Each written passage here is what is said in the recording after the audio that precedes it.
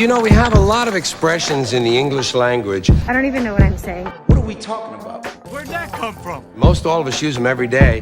I don't even know what that means. No one knows what it means. You know, we just say them as if they really made sense. I mean, how silly is that? Do you understand the words that are coming out of my mouth?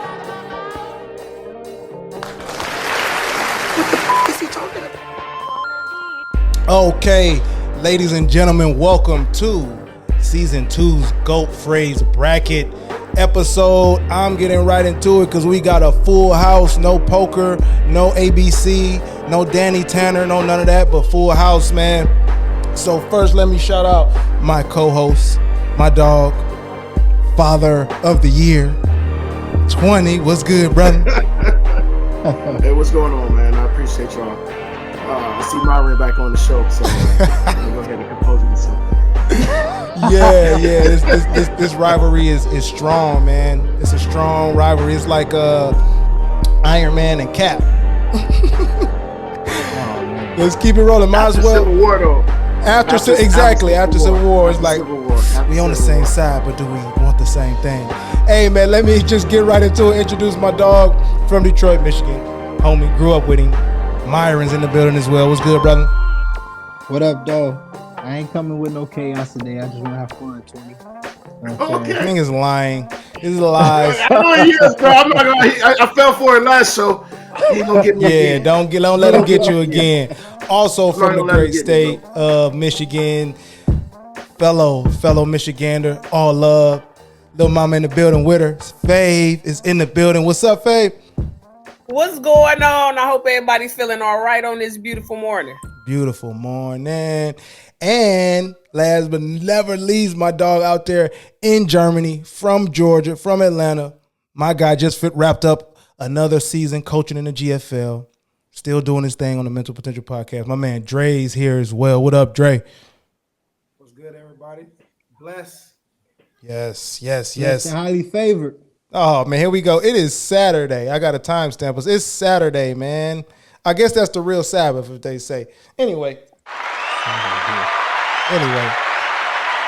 that's what they say. It is. It's the day we supposed to keep holy. We keep it holy, man, and don't. All right, y'all, real quick before we get into the show, it's good to see y'all. Good to be with y'all. It's good to have the energy in the space. What y'all think of the Jay-Z verse? Oh, okay. Yeah. Nah, you know what? Honestly, you know how I feel about Jay-Z. I'm not saying, you know what I'm saying? I'm not going to get our show canceled. But I will say this, though, is that, just the fact of the matter that this dude he's going in on everybody's song except for Kanye's. Like, I just felt like he put extensive thinking into everybody's, like, feature that he's done since he stopped or stepped away. But Kanye's, I felt like he's just trolling. He's just like really trolling Kanye West. Kanye West is trolling himself right now. That's interesting. I forgot. That's a good connection. All right, who else? Who else got opinions before we keep moving? I'm just interested because I kind of liked it. I mean, I haven't heard the song. I just read the quote. You're in Japan. Doesn't count. Doesn't count. Probably not even. Yeah. It's probably ain't out over here, huh? What you want to say? They don't mess with it in Germany neither? I said, don't nobody from the South listen to Jay. Oh, yeah, that's right. You're from the South. Like, they do not care about Jay-Z in the South. Yeah, bro. Yeah, bro. All right, yeah. Fave, please. Have you heard Andre, now, you know what? I'll say this, though, Jay. Yeah, we listened to him, but I just didn't listen to him. That was just my excuse. I would say this though, that is true, man. Like down in the South, we really don't get in too much about it. You get what I'm saying? Yeah. Oh yeah, I'm representing Outkast too as well for you, Dre. You know what I'm saying? Like now, if 3000 would have came, I would have had. You know what I'm saying? Like I would have had way more to say. But it's just like it's one of those things where it's like, okay, all right, bro. You know what I'm saying? Like it's one of those things. Like all right, dude. I get it. All right. Yeah, I get it. Just gonna keep making them relevant. He's just gonna continue to make them relevant, continue to make them talk worthy. Okay, buddy. All right. That's what. And here's the thing: only reason why I brought it up, it's cool, it's good. The people need to know that, like, because there's a lot of people that really hang on this man's words. So I would just be like, is it really impacting the real world? And clearly not. But I referenced the verse because he talks about being the GOAT and being the greatest of all time. And it's just always up for debate and shit. So I was interested. We are actually the final word on GOAT status things. So today we're going to reveal the top 22 phrases from season 2, from 22 to 1, and we're going to give our predictions for where they're going to finish out in the bracket. All right, we'll do predictions at the end, but first we'll just go through and discuss them. So let's get right into it. I'm just going to does anybody have any guesses for who number 1 is, though, before we go? If we even remember the phrase? Okay, man. Okay. Did somebody read the notes again? No, he's wrong. So clearly he didn't. Because he's wrong. Big wrong. He said guess, though. He said guess. It was a guess. Yeah. Dub, I said hindsight 2020. You were supposed to be on my side with that, though, bro. I was on your side, but the way you said it, like hindsight 2020, nigga, I read the notes. I'm like, oh, this nigga Myron keeps reading the notes and then coming on the show acting like he know more than everybody. Yo, last hindsight 2020. He's the only one that's reading the notes. Remember he came with. He came with. That's called hindsight bias. Like he came with a fact for your ass last episode. That's called hindsight bias. It's quite simple, actually. Crazy. All right. Here we go. Let's start running these down. First, I'm gonna just review the 22 phrases of season 2. First, how many do we have total, Mario? We have 22 total. Oh, so it's just the 22 is not the top 22. It's the rankings of the 22. Yes. Yes. Do you want me to eliminate 2 so there's a top 20 and 2 phrases feel completely left out, didn't make the party? Is that what would? Yeah, of course, man. Because we got to have something that shows that this is whack. Got you. All right, I'm gonna do that today. You agree with that, Dre? That's a good. Hey, I'm here. No. Well, maybe. Then. Nope. All right, then. All right, well. We'll talk about it off screen. We'll talk about it offline. That's another fine. All right, here go the phrases. Here are the 22 phrases, and I'll make the adjustment right now. We'll go top 20. So 2 just got left out. Here we go. So episode 2, because season 1 we gave the GOAT phrase. Season 1 champ. I actually forgot who the champ was. Let me see who the y'all. I don't remember who that champ ended up being. I think it was Cut to the Chase. Yeah, Cut to the Chase won. So Cut to the Chase, current title holder. Season 2 was You Are What You Eat. That one pretty good. You Are What You Eat. Yup. Episode 3, No Pain, No Gain. We hit that this season. Episode 4 was The Pot Calling the Kettle Black. Episode 5 was Mother Nature. Episode 6, we got into Ignorance is Bliss, which has made its way on the show every show since then. Because it's 20's fucking favorite. Jack of All Trades. Episode 7. Episode 8, Killing with Kindness. We hit that. Episode 9 was The Pen is Mightier Than the Sword. We had some good ones. Episode 10, Money Came by Happiness. I love that one. Episode 11 was Baby Mama. Very interesting. Episode 12, Don't Toot Your Own Horn. We hit Grain of Salt for episode 13. Episode 14 was The Only Way Out Is Through. Episode 15, Eye for an Eye. Episode 16, A Picture's Worth 1,000 Words. Episode 17, Hell in a Handbasket. Going to Hell in a Handbasket, which we adjusted during the show. Episode 18 was Blessing in Disguise. Episode 19 was Drawing a Blank. Episode 20, Hindsight is 2020. Episode 21 was Faking the Funk. Episode 22, Tell Me Who You're With and I Will Tell You Who You Are. And then episode 23 is The Tables Have Turned.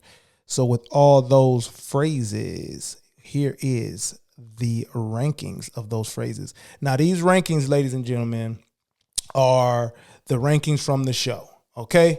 This is what they've been graded out as, in terms of strength, power, in terms of speed, eloquence, and then the guest preference at the time. Okay, after everything's considered. So you can have your opinion on what these end up being. You can have your opinion on where they should fall, but the grades are the grades. Okay, you can go back and listen. Right. The grades are the grades. So number 22, currently unranked, because as of now, this show is not recorded. But the tables have turned unranked, so it won't be in the bracket. Wah, wah.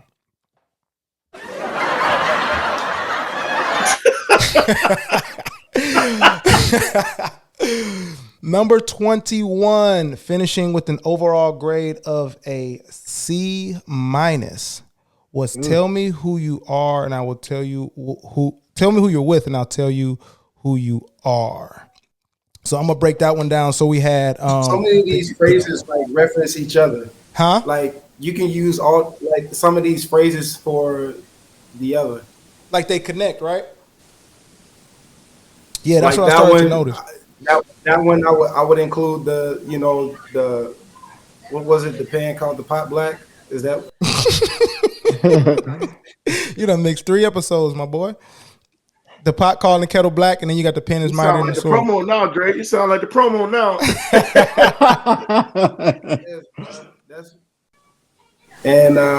Yeah. Go ahead. Got you. All right. Well, tell me who you are. Tell me who you're with, and I will tell you who you are.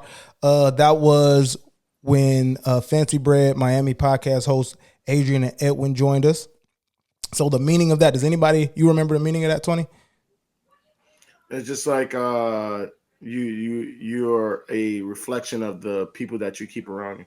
Yeah. Anybody else rock with that? Like, anybody else connect with tell me who you're with, and I'll tell you who you are real quick. How y'all feel about that? Yeah, I get it. You are the company you keep. So yeah, all the time. When I coach nutrition, and I try to get people to understand like about their mental health. That's Speak exactly up a little bit, Dre. My bad, bro. Or get closer to the mic or something. Sorry. Yeah, just the people around you, the environment around you, like mentally, what you're consuming. That's what you are. Yeah, that's exactly what you are. Yeah. What the Webster's definition was: the criticisms a person is. Oh wait, no, it's not. If you're attempting to assess the character of an individual, you can do it indirectly by identifying his or her friends and assessing their interests. So that got some pretty low grades. It's for me. I remember that episode. I've never said that shit. I get it, and I get that it exists. The Fancy Bread Miami podcast brothers brought it. There was a very fun episode. But it actually came from the one who made it popular was probably the greatest, who considered the greatest writer in German history, Goethe. So Dre, take that to the group. Say, hey man, y'all be reading that Goethe. And he said that, and it just was one of those ones that was like, it sounds good and it actually has true meaning, probably better advice than most phrases we run into, but it's long, it's a whole novel. I don't use it, and it turned out to be kind of very cultural. So that's why I landed at 21 and will not make the bracket. All right. Hold on. So wait, let me ask you this. Yep. I think for some reason I think that one if it was in there that it would go far. Is there a way you can do like a fill-in or like maybe what I could do was my original damn idea and do all 22. No, I was just listen. Let's do all 22 because I want to say honestly only because Cut to the Chase was one of the bottom ones. Yep. And it did, and it fought through everything and got to the top. So I feel like that one's another one that's going to get pretty far. I'm not saying that it's going to, be the winner, but I think it's a lot of people going off of our viewers and our listeners. I think that one's right there is going to be one of those ones that's going to chop down a couple of these giants that we have. Yeah, people. I think it's going to resonate. And make people say something. So, correction. Let's do all 20. There we go. Thank you. We will be doing all 22. The bracket has reopened. Talk to the commissioner. The bracket has opened up 2 spots. Let's jump to number 20. Actually, I'm gonna toss this to 20 to get his opinion on the pot. It's calling the kettle black to reach back to that episode. Coming in with an overall grade of a C. The definition for the pot is calling the kettle black is the criticism a person is aiming at someone else could equally well apply to themselves. Thoughts on that one, man? It's spot at number 20.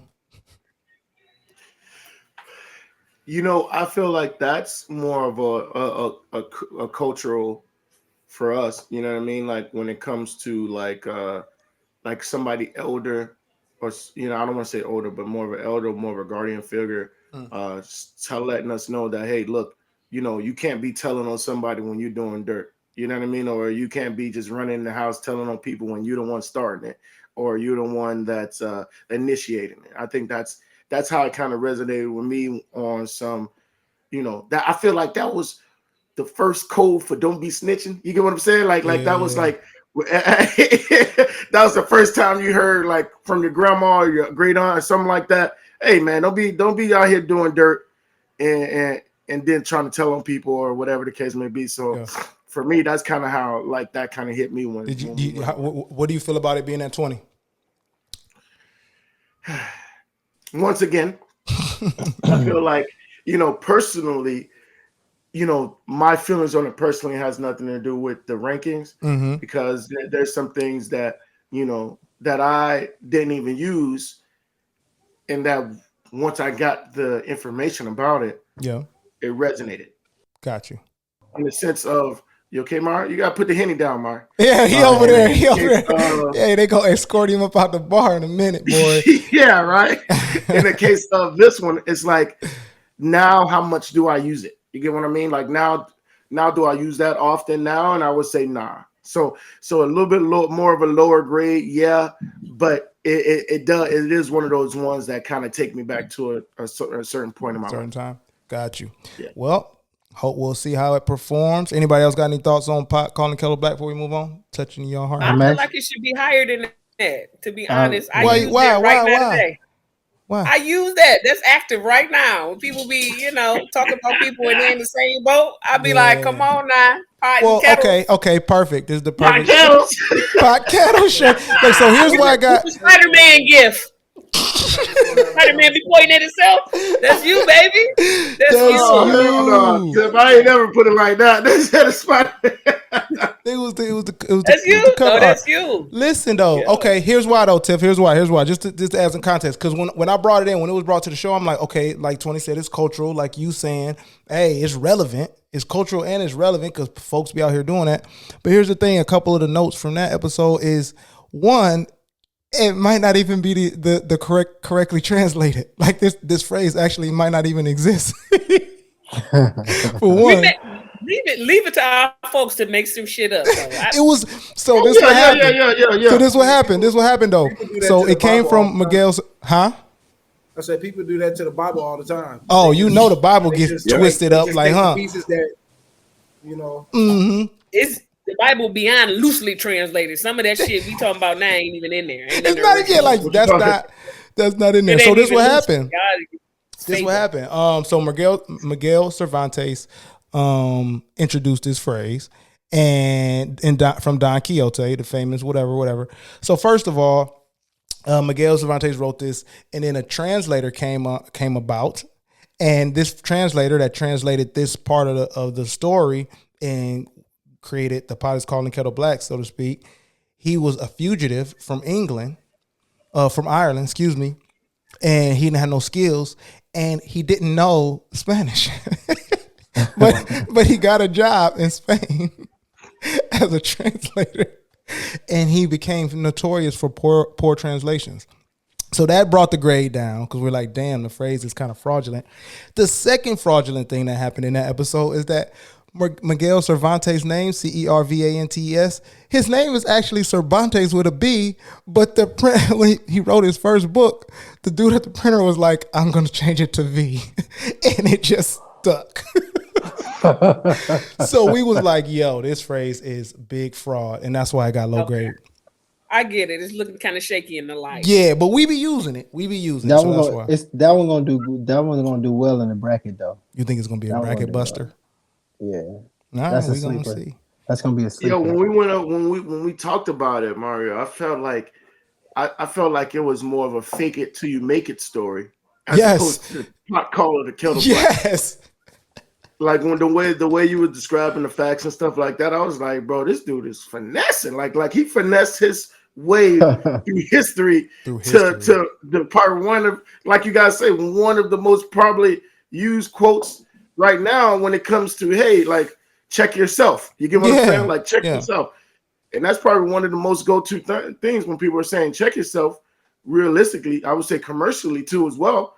Mm-hmm. So when it comes to that, it's like this nigga wasn't even checking himself. He was actually yeah, this nigga was not checking himself. He was like, I need to reinvent myself every time till I reinventing himself. These niggas is on my back.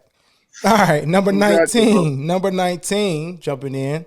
We got Grain of Salt. So our guest was Chef Toya. Shout out Chef Toya, and the giveaway win some layers of flavor books. Make sure you check that out. Click that link. Go to the website. Enter to win. The winners will be announced very, very soon. So yeah, Chef Toya, Grain of Salt. The Webster's dictionary meaning is a skeptical attitude, and that came in at a whopping C+. C+. Myron, what are your thoughts on Grain of Salt coming in at 19, and what's your thoughts on Grain of Salt in general? I feel like Grain of Salt is used all the time. Like, that's very culturally relevant. You have somebody with a bad reputation say some shit to you, and you know your first thought is, I'm gonna take what you say to me with a grain of salt. Like, I feel like it should be higher than a C, at least a B. It was a C+, man. So it was close, but here's the thing. I'm always just gonna come with the reasoning why it was a C+ because one, it was Grain of Salt started off as an antidote for poison. So to help you take down bad news or help you take down something bad, the recipe was a grain of salt and some other things, and it will help you survive poison. Now, what ended up happening was Caesar killed the nigga that came up with this. So just listen to the episode because it was very, very, very hot takes on how it got here. But it was just one of those ones. I think it was like, okay, so C+. All right, so you think it'll do better than and should be better than 19? Absolutely. Well, yeah, right now, but let me hear what the rest is. Yeah, of course. Coming in at number 18, coming in hot at number 18. A picture is worth 1,000 words. We had another Definitely Detroit native, Ray from Astronomical Photography. My guy Ray. The meaning of a picture is worth 1,000 words from Webster's is it is often easier to show something in a picture than to describe it with words. That also came in with a C+. It was ranked higher than Grain of Salt because of its individual grades. Dre, your thoughts on a picture's worth 1,000 words coming in at 18? Acid trip. Nigga said we was off on acid on that episode. Hey, he took it and it just start popping up out of just this. But I think that's you just want me to rank it or how I feel how you feel about it being 18 out of 22? I feel like that's. I would like to hear the others, but I think that's pretty strong. I mean, that's something you gotta. Yeah, we got a lot of commercial ones in here. This ranking might be crazy. Yeah, no, this is a deep season. That's what I'm saying. This season was deep, man. We still got more, but this season was deep. Now, again, with these commercial high level phrases, I gotta come with some of these points. It's like, how did this end up down here? So the nigga that made this one up, the dude that made this one up, first of all, this phrase, when we say commercial, it's not commercial with air quotes. It's literally commercial. He came up with it so he could sell something. It was made to sell, and he added like he said it once, sold whatever the thing. So he doubled up and said a picture is worth 10,000 words, and then underneath it he put an ancient Chinese proverb. Later in life, the dude said, exactly. Later in life, he said, yeah, it's not an Asian proverb. I made that up so people would believe me. Damn. Now the essence of it, you know what I'm saying, is its own thing. Like if you really feel like a picture's worth 1,000 words, then yeah, it's gonna connect with you, which is why people rocked with it. Cause it's like you selling this thing, this visual. I ain't gotta say much, but I'm always on the side of words getting more value than they typically get in the world when you compare it to other things. That's always my take. Yeah, I mean that, like I said, bro. These ones, like if people, let's just say if you didn't listen to the podcast, yeah, and you just caught it on the ranking, I feel like a couple of these lower ones going to be higher. Yep. Only reason why they're lower because we gave the definition and we broke it down and we assessed it and we appraised them. Yeah. And we got them at a low ball. But a lot of these ones, you know, a lot of people still kind of use on a day-to-day basis. Like I think a picture worth 1,000 words is going to be one of those ones where it's more eye candy to people than actually, you know, going by what the definition is and how they actually use it. Yeah, and that was actually your take on the episodes. Like, man, people feel it. I mean, people hear it, but they don't really feel it. They don't really live it. Right. All right, let's look at 17. Number 17, No Pain, No Gain. That was with Michigan State football director, player engagement, Darian Harris joined us. Congrats on the win. Won't time stab it. Hopefully you win again by the time this episode drops. No pain, no gain means from Webster's suffering is necessary in order to achieve something. It came in at another C plus, again beating out Pictures Worth 1,000 Words thanks to its individual. It's a lot of C's, man. Yeah, these are the. I mean, we're up to 5. We're up to 5 or 6. Yeah, and these are the C's. These six are the C's. No pain, no gain. Tiff, your thoughts on No Pain, No Gain being at 17 and your overall feelings on No Pain, No Gain. I was about to do a quick Google search. There's an old school ass R&B song called "No Pain, No Gain," and I think it's Betty Wright. I'm representing on the show too. Yeah, is it Betty Wright? Yes, it is. Yes, it is. But she talking about relationships, right? Yo, it's you got to struggle in a relationship to be prosperous. She said to y'all. She was talking to y'all like, "Hey, ladies." She was talking to y'all. Hey, ladies. She was giving some terrible life instructions. Like, it was horrible. But back then, I don't know. Hold on, that might be for another show, because it might be another look, he want to debate it. Like, now some of the shit she was saying, y'all need to get back on. Damn, 20. She need to get back on. Yeah. So what you think, Tiff? Should it be at 17 based on that terrible advice? 17 seems. I don't know. 17 seems a little low. I feel like it makes you be maybe top 15, maybe not top 10. In life, though, it is valid. No pain, no gain. You got to go through some shit to get to some shit, right? I believe so. Now, we can't necessarily talk to that about relationships, though. I don't. Yeah, like that's the part where I think Coach came in because me and 20 was like, yeah, and then Coach came in and was like, yeah, but suffering like for the right cause, and he was doing Coach speak, and he was being very like, we gonna recruit the hell out of the, you know what I'm saying? So he definitely kept it. What's up? I don't think it's more about suffering as much as it is about you don't really learn until you lose. Well, suffering's in the definition, boy. No. I get that, but I'm talking about just like I'm talking about on a surface level. Like when I think of it, like you could be successful your whole life, but you don't really learn shit until that first time you fail. You feel me? Yes. So that's the way I feel it. So I don't really see this suffering. Yeah. I get you. I think 20 lended that hand during the episode too when he was saying like what people typically call suffering is just the journey. It's literally like the path to learning. And so he was like, yo, we talk about that, and that's what made us say an very interesting stat where it's like, because we was talking about football because, you know what I'm saying, the coach was there, and we was talking about quarterbacks' measurement of success and how you're deemed a failure if you don't have no Super Bowls.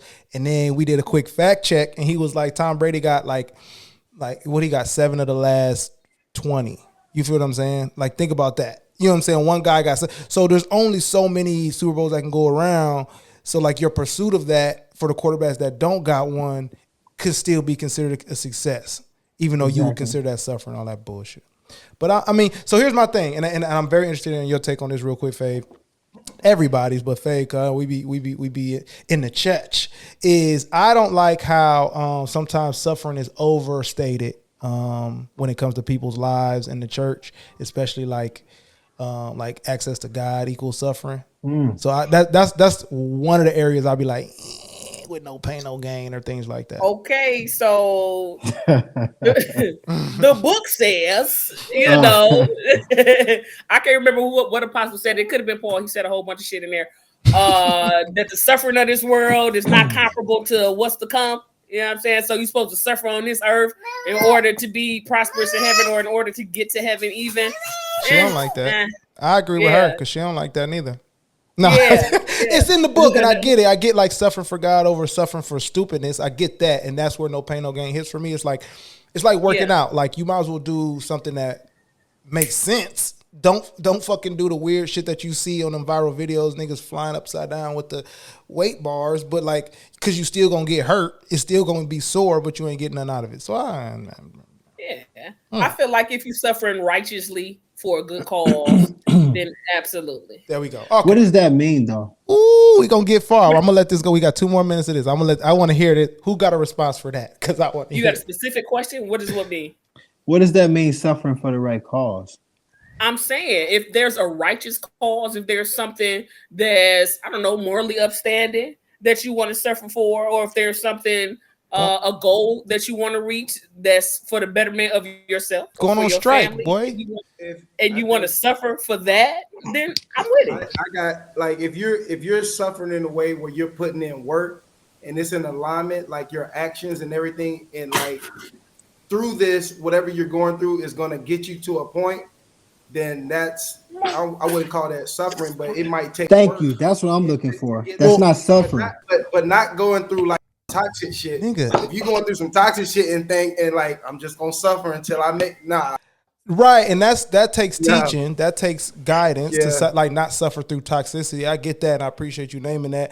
Thank you, Tiv. Thank you, Faye, for actually like leveling up the conversation by saying like suffer for righteousness, because I will stand on that. I will get loud for that, because it's like you're making good points, but one that like we could say is like going on strike, right? You know you're not going to get paid. Like you can call the end goal, you can call it right. Don't confuse righteousness with lack of suffering. Like no, you want to get paid. It sucks to not get paid. Like even if it's for a good cause, that's still suffering. So I get that, and because I would do something like that. I'll ride with it. But you know, with that money. Well, it was a wise man once said, you know, see, to live is to suffer. And to survive, well, that's to find the meaning in the suffering. Hey, yo, I'm slipping. I'm falling. I can't get up. I'm slipping. Yo, Stacey Dash. Hey, I don't know how this might gel with it, but something popped up in my head, and I once heard like, I don't know if this was some kind of psychologist or something talking about this, but cells are like the cells in our body are really suicidal. Like they will almost kill themselves for, you know, just to produce or to do the job, something else to happen. So the cells that are strong enough to go through this whatever it is to say I'm just gonna keep surviving, like you got to think how much suffering they probably going to get to like clarity to say I'm gonna survive and I'm gonna get to a point that, I think that's like the science of evolution, which is very interesting. That shit's crazy to me. Yeah, like why do we get used to the cold, or why, you know what I'm saying? Like how can you condition yourself because your body actually is suffering and it's keeping the cells that stay alive. I'm with that shit, Dre, but I'm gonna go to number 16. And I'm actually gonna pass this one to back to you, 20. No, it's my turn. I think it's my turn. I'm gonna go with it. Number 16, Going to Hell in a Handbasket. Then the founder of the ResistBot app, Mel Dion, was on that show. Very fun show. The meaning Webster's defines going to hell in a handbasket as to deteriorate rapidly. I think I did the same stutter during the episode. They got an overall grade of a B minus.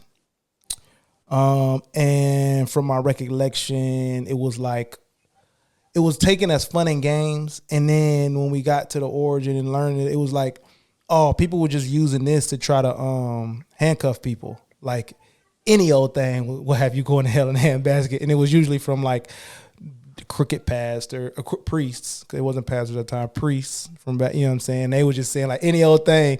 And so we was like, oh, it's kind of silly.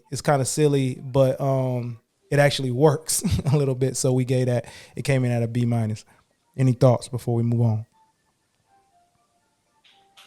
I feel like you did or didn't? I don't fuck with it either. I feel like that should have been like we just went past 3. That should be higher than that one. I agree. Agreed. So, I agree. Ooh, so we're gonna see how that go in the bracket. Who was on that episode? I just said she created the Resist Bot app. Her name is Mel Dion. It's an app that allows you to yeah. Who was it? Yeah, right. Who was on that? I want names. But no, she's doing dope shit. But it was like, well, it started off light, and I think we just had a good time because we started talking about comic book characters for the first 20 minutes of the show, and that set the tempo. And I think we were just on a high, and we was like, this ain't so bad. It's stupid, but it ain't so bad. And we ended up. It didn't get no high grades. It's just that it didn't get no low grades like some of the other ones got. Like had a D that brought it down, or you know what I'm saying? Like some people just came and brought the grade down. All right, 15, Jack of all trades. University of Michigan DB wide receiver Mike Sainristil was on that one, and James Madison University running back safety Sammy Magniaggi was on that one. The definition is a person who can do passable work at various tasks. A handy, versatile person, and that came in at straight B. 20. Your thoughts on Jack of all trades coming in at 15? Oh no, man. I mean, I think that's where it should be, or lower.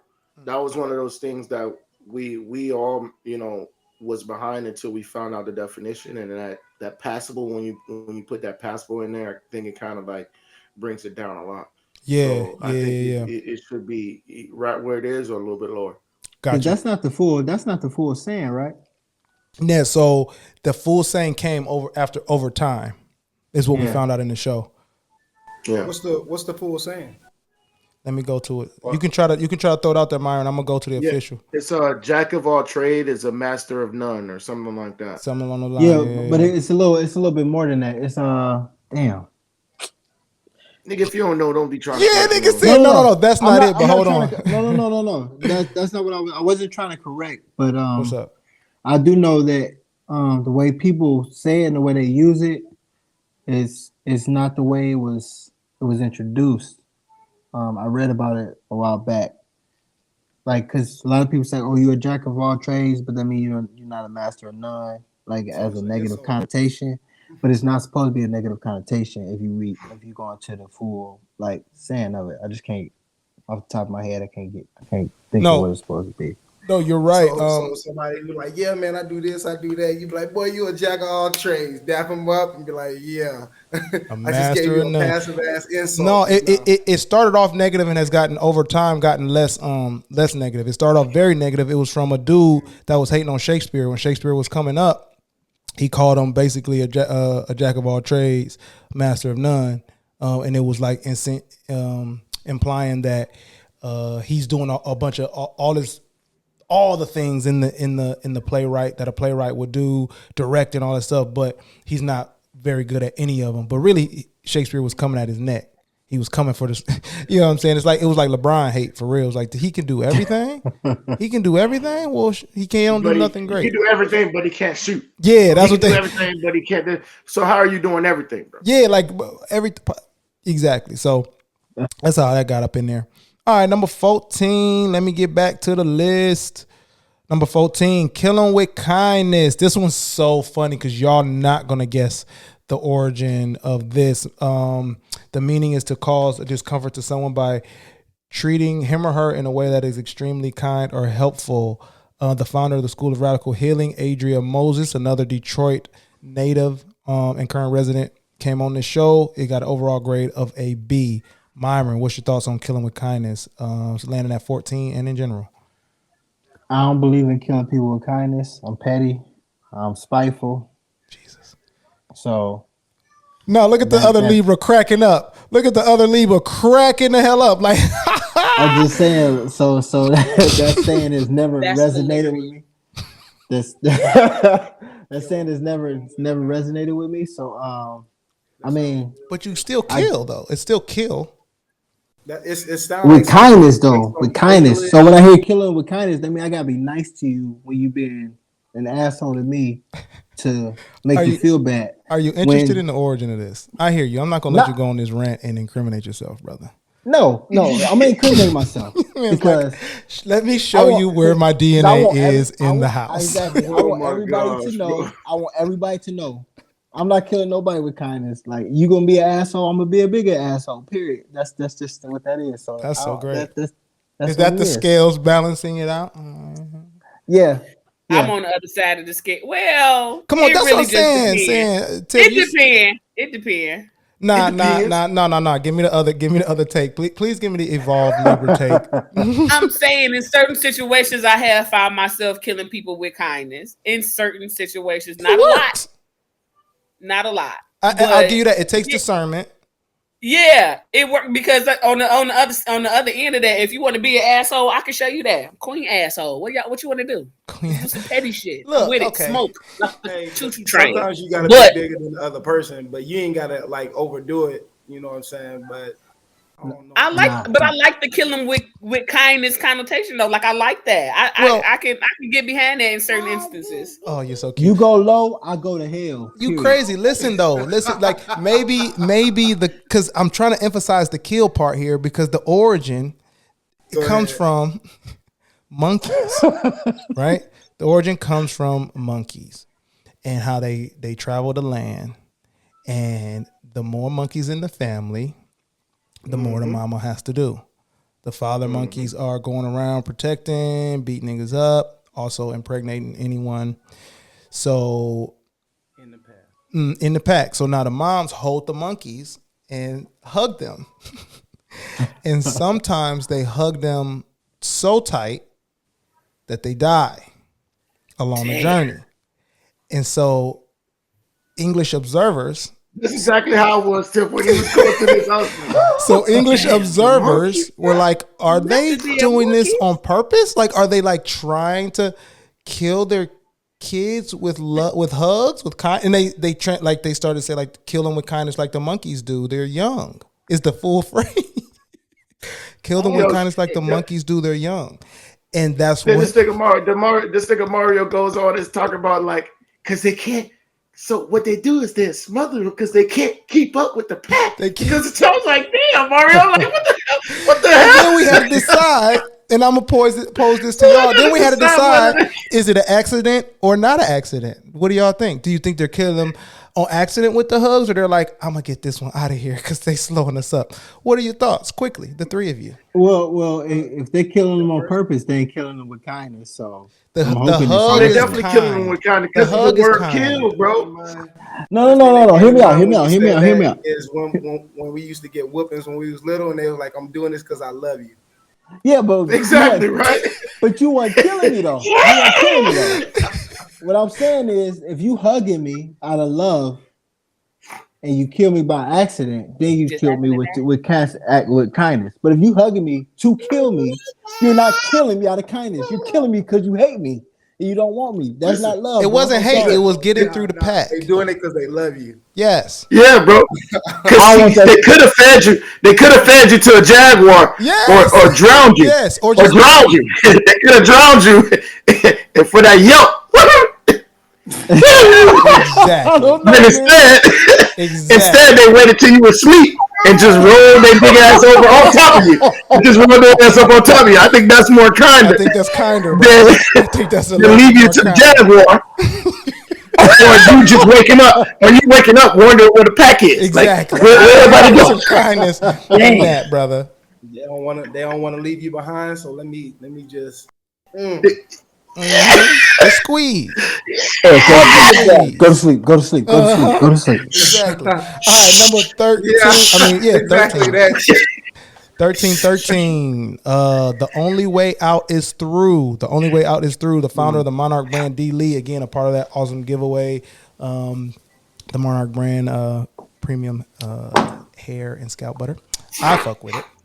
The meaning of the only way out is through. Webster's defines it as to reach whatever goals lie ahead. You must stay the path to come out better on the other side. This came out with a B, and I'm gonna toss this to Fave. What are your thoughts on number 13? Sorry, the only way out is through. I'm with it. I feel like that's in a right place. I feel like it's kind of in the middle of the thing. And sometimes, yeah, all the time, the only way out is through. That's what we came with. That's what we figured out. Like, that's what we felt that, like, okay, it's not something I say all the time, but once we got into it, it was the divine comedy and like, in Dante's Inferno, that was in there, and one of the situation there was, dude was like, yo, how do we get out of here? And the dude that was leading him, he was trying to get to heaven. He was trying to, meet God. And they was going through hell, deepest parts of hell. And he was like, the way out is the way in, my boy. And I was like, whoo, when I read the notes, I said, whoo, that's real, because it takes the same amount of work to walk your ass backwards as it would to walk your ass forward. So you might as well go through the way you came in. So we fucked with it. That's why I got to be. All the way, bro. I resonate with that a lot. You know what I'm saying? There's no need to stop where you at if you already headed somewhere. Because if you stop now, how much work you gonna have to put back in to get back to that point? So just keep going to get out. That's it.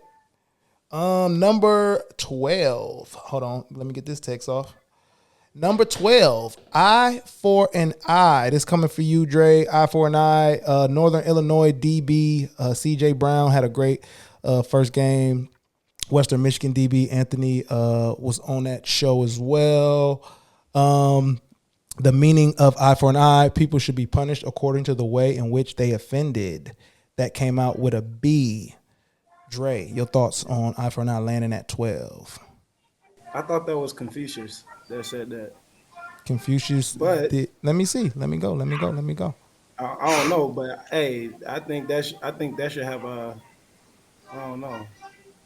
So actually, it comes from Hammurabi. It's the Code of Hammurabi. It's Babylonian law. That's who created it. It's actually a real law, and it's still a legal law in a couple countries where if you took that ear, you getting your ear took. If you took that eye, your eye getting took. And then so there's been different iterations of this, but or if you steal something, we take the hand. You taking the hand. You get your hand took. It's law. That's fair. Huh? Yeah, some people, and that's what we talked about with the young athletes. And we got to the football talk, like, shoot, if somebody cheap shot you, how far are you taking it? Or somebody, where the game going? And I don't know, y'all believe in eye for eye? I'm curious.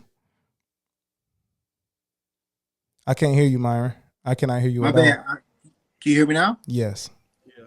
My bad. I was saying I agree with it simply because that's the best way of tempering the punishment for the offense. Like, but all right, I won't even push back. All right, leave it there. Fave, you believe in eye for eye? It may be a little bit outdated, but yeah, I think so. Eye for eye. There's an iteration for today. Dre, you believe in it? Of course, there's a biblical reference for that, but you know, yeah, it's valid. It's valid. 20. That's where. Oh, go ahead. Go ahead, no. It's some things that deserve an eye for an eye. Yeah. But I would say, right back then, the literal state was way more extreme. You know what I mean? It was super, super extreme. Nowadays, you know, it's not promoted. It's more of a, hey man, control your temper or control how you act or control this and be the bigger man. And that's really what I feel like it's more pushed. Compassion is pushed way more now. So in the sense of that, it's like, you know what I'm saying? But then again, it's like some people they need that eye for an eye mentality to get them to stop doing whatever it is they're doing. Yeah, I agree. Dre, you on that? Yeah, well,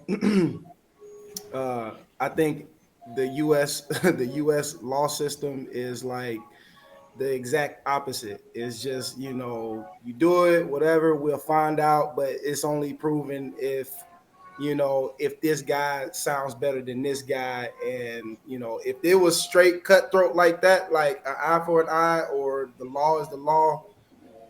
You know what I'm saying? Like Well, Boosie funny say, you should mention that. You don't learn till you burn. Funny you should mention that. Dakota Hammurabi actually was created to protect the not the victim, but the persecutor, or the perpetrator. Excuse me.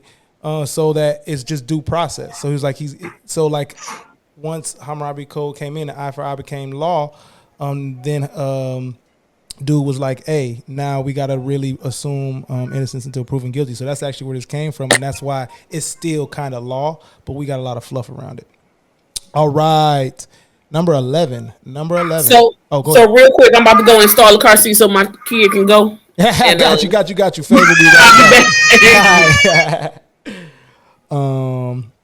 Yeah, number 11. Now we almost at the top 10. Number 11, Baby Mama. That was we were joined by writer and cultural critic Jamila Lamo. The Webster's Dictionary meaning of baby mama is the mother of one or more of a man's children, especially one who is not his wife or current partner. That came out as a B, culturally relevant. 20, what was your thoughts with Baby Mama coming in at 11? I thought that was higher than what it should have been too. But I don't know. Man, I just think that's higher than what it should have been. Yeah. I don't think that has too much of a resonation when it comes to how all these other idioms have impacts. You get what I'm saying? Yeah. But people like the drama, people like the smoke. And that's I feel like with that one, it's more of a negative invitation that people have come to accept. Yeah, I agree with that. Any thoughts, fellas? Yeah, the caveat off of what 20 said. I don't really like that term because it comes with such a negative connotation, and it's associated with black people mostly, like the word ghetto. So I really don't like it because of that. You know what I'm saying? Like, so yeah, it's definitely higher than I think it should be. Definitely higher. We're gonna see how I do. I think it's gonna pop actually because of those reasons that you said and why it's at number 11. All right, number 10. The pen is mightier than the sword. My guy, poet and professional coach Juan Mobile was on that episode. The Webster's Dictionary meaning is writing is more effective than military power or violence. And that came out as a B plus. Really, really deep history, political history. The pen is mightier than the sword. Got something to it. I won't lead. But Myron, what is your take on pen mightier than the sword being at number 10? I like it because I believe that. As a military man, dog, talk to me about it. Yeah, facts. Like I like it because I believe in the history of the world is forged in violence, right? Mm-hmm. But the perception or the storytelling of it is based on the person holding the pen, essentially. So the pen holds all the power. Yeah, you can be as violent as you want, but that pen is gonna tell that story, and it's what's going to go through history. Right. So yeah, the pen is definitely more powerful than the sword, in my opinion. I like that saying. Yeah. I would say, it just depends on who writing the story. Exactly what you're saying. Like, who's writing it. In some instances, I think, the sword is more powerful because some people if they're using that, they might say, hey, not violence. Let's settle this over, let's strategize or whatever. They might do that because for them, that might be their power. You know what I'm saying? I know with Putin, you know what I'm saying? Or I say with certain people, I think with with our culture and where we came from, we were more strategizers. You know what I'm saying? As for other cultures, the only thing they understand is violence, other like finances. That's it. So like I think it's who you talk to, and again, it's just and telling the story at that time. You don't think? I would Go ahead. I would say look at it like this. As far as like today, 2022, right? Social media, keyboard warriors, right? How people are so brave to get on there and they talk shit, and they slick talkers. They good at talking, but they know you can't do anything about it, That's what I'm saying, right? yeah. Because you react with violence. Guess what they're gonna do? They're gonna take that pen and they're gonna hit your pockets, That's what I'm right? saying. Because that has a longer lasting effect than you punch them in the mouth. You know what I'm saying? So that's one. We're gonna see where it go, but that's why it landed in the top 10. It got some weight. The only thing that kind of kept it low is that it's a very long phrase. I feel like it's a lot to say. yeah. All right, number nine. Blessings in disguise. My man Dre was on that episode from the Expression Appraisal Team, Mental Potential Podcast host, AL5 Performance. The meaning of blessing in disguise by Webster's Dictionary is an apparent misfortune that eventually has good results. That came in at a B+. I'm the one that had issue with that phrase coming out on the come out, because it's like it's just one of those things, and maybe it's my historical bias, my experience bias, but it's like it's one of those tricky things. Like you're trying to trick me when you say that. It does more harm than good. Even though it does good, it does more harm than good, because just call it a blessing. The disguise part is weak to me, but I've came around since. Dre, what you feel about it being number 9? Wait, no, my bad. This ain't your turn, but go ahead. The same way. Like, if I'm working towards something, if I have an action plan towards something, it ain't no disguise. This is what I was going for. These are the possibilities that came with what I was doing. What the choice is. So no matter how it comes. Maybe a blessing in disguise ain't no blessing in disguise. That's what I mean, there's little things that happen that's not a part of whatever you're doing. Something might happen, like, hey man, like somebody tap you on your shoulder and be like, here's this, and you're like, hey, that's not, and they like, hey, just take it, whatever. I don't know, but I guess. Now that would be a little blessing. That's just a blessing to me still.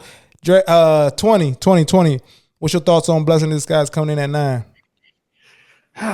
I know, honestly, that's one of those ones that I think a lot of people use.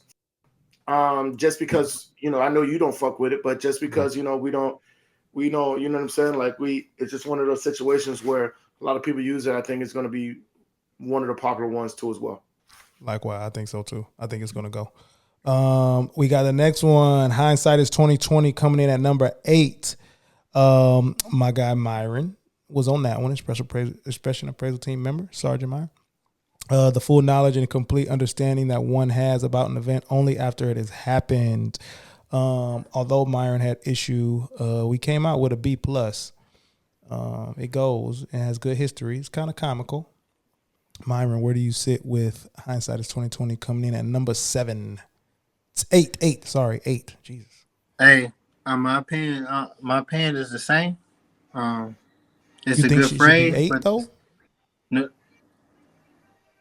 I mean, biasly speaking, no. But till I hear the other ones, I'm reserve my opinion. But I mean, it's a good phrase. It's just a phrase that I think has a lot of bullshit bullshit connotations attached to it. So Gotcha. It came with the Snellen chart, man. It came, yep. So that's why it's clouded. It came with the Snellen. What was the chart. phrase? Say that for me again, please. Hindsight is 2020. Oh, yeah, absolutely. It's number 8. How you feel about that? It should be. Hindsight absolutely is 2020. You've done some things that was kind of sideways, but when you look back on it, you be like, man, listen, if I knew it was gonna work out like this, then I would have did something differently. It changes your view, if you will. Insight is 2020 for sure. It's very crystal. I'm gonna do this as well. Myron had issue with me getting eye surgery on that episode. I actually got an appointment. I actually got an appointment for a referral to get LASIK too. No, that referral is what gets you. I got the referral too. You know skip me to the front of the line. You know what I'm saying? Hold on. No, wait.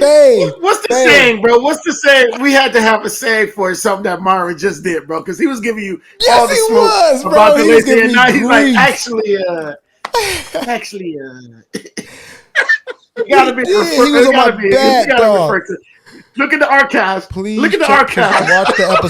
Watch the episode. He references my eye surgery unprompted 4 times.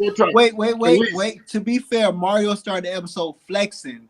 It was a segue. It was a natural segue to the phrase. My man said, "I got 2015 eyesight. This, that, and third." This makes the phrase land for me. You feel me? Now I'm trying to get the audience engaged, and Myron's like, "Oh, really? Well, since you got surgery, this phrase sucks." You ain't real. You ain't authentic. Now he wanted you to be blind for the culture. That's what I'm saying. Like, I gotta hold it down this long. Now look at him. Now he signed up. Fave, let me tell you though, it take a minute because my brain finally like I don't be thinking, oh, I gotta take my contacts out. Or when you know what I'm saying, get out the shower and I'm usually like, this about to be blurry when I open this curtain. Nah. So if you can convince your eye doctor to be like, hey, I use the supply chain shortage as leverage. I was like, I can't be out here not knowing when my contacts and glasses are gonna come through, man. He was like, all right, I'll write you a referral. This is your chance. I'll be nervous. I look at pros and cons, and I know one person in general now that said he wish he never had it. They botched his eyeballs, and that shook me to my core. Nah, you can't have nobody, man. You can't have nobody messing your eyeballs up. So I get it. Yeah, they botched it. Yeah. He down bad. He having migraines and shit, and that shook me. It changed my opinion. I said, let me maybe just stick with my glasses because I need them. Coming back to you, Tiff, for number 7. We got Drawing a Blank, master trainer out in San Diego. Kaylin Harris was on that show. The meaning of drawing a blank, failing to find or remember something. Very interesting history that connected it in a way that none of us knew. So we were encouraged by that and gave it an A-. So it comes in at number 7. Drawing a Blank. Tiff, what you feel about that? I feel like it's right where it should be placed. I draw a blank often, but I'm curious about the origins. How we come to that? So it's actually based on the very first lotto by Elizabeth II, I believe. And so they used it to make money. So the lotto still is used to make money. So they were a broke nation. They sold lotto tickets. And if you drew a blank, you won nothing or you didn't get what you were looking for. So that's what it first meant, or like you lost or you failed. So it first meant you failed. So if you were drawing a blank, you were a failure or you lost. And then it migrated to you can't remember anything or you're failing to find something that you're thinking of. When this one dude who was like a major like loved horses, loved the farm or whatever, he wrote a poem or whatever, and he kind of made it into a metaphor and it grew from there. But it's about the lotto, the first lotto. Mm-hmm. Interesting. Mm-hmm. I fooled with it. I like that hound who looks like that. Mm-hmm. Exactly. Where we at? Number 6, almost in the top 5. Number 6, Don't Toot Your Own Horn. Teacher and author, founder of Etymology Rules, Brittany Salah. Shout out to Brittany. She also a part of that great giveaway. She was on that episode. And don't toot your own horn means to be cautious when talking boastfully about oneself or one's achievements. Now, when we got through it, we was like, oh, this is like a jug, but we actually like, you know what I'm saying? We like how we flipped the jug, so we went with A-. So, Dre, where you at with it landing at number 6? Don't toot your own horn.